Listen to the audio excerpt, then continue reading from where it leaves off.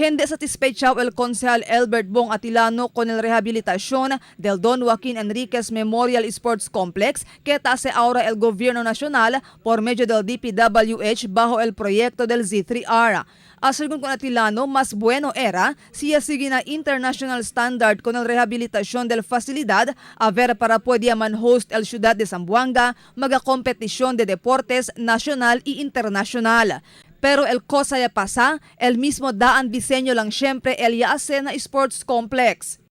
We are talking about international standard to host international event na silang kalyaton sport complex as of now. Now, chance siya era diaton para pune ko na rin na lugar, no? I-ase ko nila akal tabla kita standard.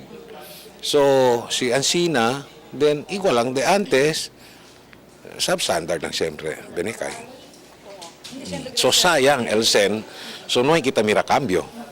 Según con Atilano, aquel tiempo que taase palang con el plano para componer con el facilidad y suhiri según el nuevo diseño para na facilidad. Pero no hay según acepta el grupo quien taase con el plano con di su opinión.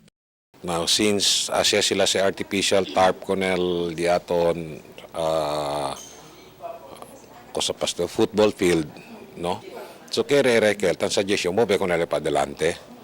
And then el mga playing court pone na detrás. So a matter of placing lang. So igual lang man siyempre placing para later on pwede kita pone techo con el mga basketball, volleyball para pwede con el usa 24/7 considering el tiempo ara na el climate change. While ustedes el architect, kami el end user. So, el end user masabi cosa tu quiere or necesita para puede usa con él, maximize el usada. Semejante también a la observación del Konsehal Juan Climaco Elago na diseño del grandstand. So I was saying na otro así na grande lugar, tiene sa specific gate para lang na mga gente.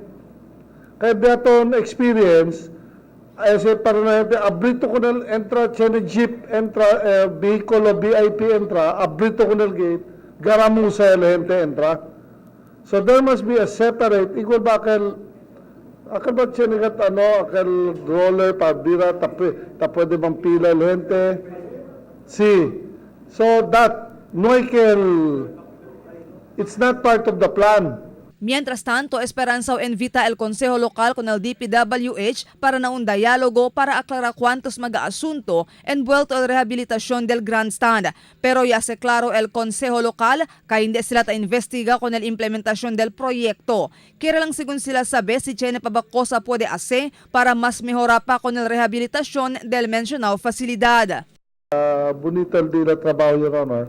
But there are some issues which I think the City Council should come in and give its wisdom. Cita acorda ya destroza el grandstand después que de este evacuation center durante el Zamboanga Siege. Ya aloca fondo de más de 100 millones de pesos el gobierno nacional por medio del DPWH para componer con el grandstand. Target según de la agencia para completa con el rehabilitación na mes de diciembre este año. Marifita Mayo, Dateline Zamboanga.